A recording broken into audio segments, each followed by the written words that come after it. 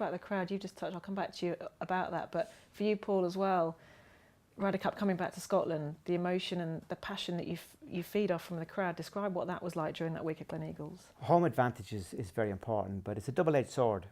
You know, it's the same in soccer. You know, if you're playing at home and you don't score in the first 50 or 60 minutes, the crowd get a bit restless, and I was aware of that. And you know, if we went behind, the crowd would be restless and they would feel nervous. And if their energy was coming to us as players, we would feel nervous. So I spent a lot of time pre-Ryder Cup, you know, addressing the potential people who will be there through the media, and you know what to expect, and that we're playing against a very strong opponent, and not to expect too much from the European team. That, you know, we have a very strong team, but we've strong opponents, and there will be times during the week when they will come at us, and the support of the crowd was going to be very important, and the history of playing in Scotland, and I knew Tom Watson would be very welcomed here as well too. So all of these things I was addressing in the kind of 6 months through the media to the crowd in anticipation of it. But when it turned out, it was great. I mean, that first tee was amazing, wasn't it? I mean, that was something else. It's the best first tee I've ever seen in a Ryder Cup. Yeah. Really? Yeah. Oh yeah, by far. For you being in that environment, I guess you kind of touched on it a little bit earlier as well. You either thrive or does it suit you? Did you feel that going in? You have to stand up to the occasion. I just really enjoyed it.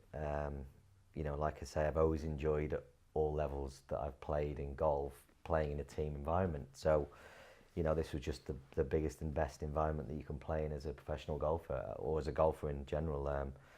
So yeah, it was just something else. You'd walking down a fairway towards a stand that was just fully packed with people, and then everyone's just, you know, whacking the feet on the bottom of the stands. It was like a rumble. Yeah. So you'd walk towards the green, there'd be like a rumble of feet, and it just gave it this special atmosphere. I like that on every hole. You know, with the first tee was something else. I got down to the first tee when I wasn't picked for the first game, the first 4-ball matches in the morning, and went down on the first tee to experience the atmosphere before I played. So I knew what it was going to be like, because in the practice rounds there were lots of people there, but every day it got bigger and bigger until the first tee went up, when it was the matches had finally started. You know, there's so many people there, and the atmosphere was different. Everybody was singing more, and I went down to get used to it. And I don't know, by the time I stepped on the tee in the afternoon, I just felt really, really comfortable. You know, and just playing with Lee was playing really well, and we just sort of hit it off from. It was love at first sight. Love at first sight. I remember actually, because I stood behind you on the first tee. But Paul, that's a great, clearly a big thing that helped Jamie that particular week. He'd been there and experienced it, soaked it all in. So when he was ready to go, he was set for the day. It was one of the big things. You talked earlier about setting the scene, and you talked earlier about creating the environment.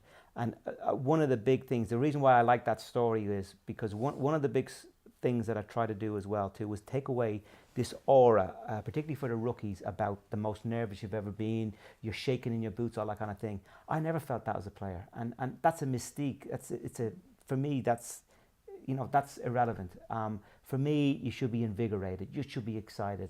You have massive adrenaline going through your body. It's an exciting. You got 50,000 people ready to scream and shout in your favour, and it should be invigorated about being on the first tee, and not streaking with nerves, and not being proud of the fact that you're incredibly nervous. I wanted to create an environment where the players were relaxed but focused, and it really pleases me when I hear them say that, because I worked hard behind the scenes to create that environment and this is why the image we had of Justin in the team room holding the crowd in his arms, that's what that was about. That was trying to take away, look, you got 50,000 people ready to scream their lungs out should you hold a putt. This is incredibly invigorating.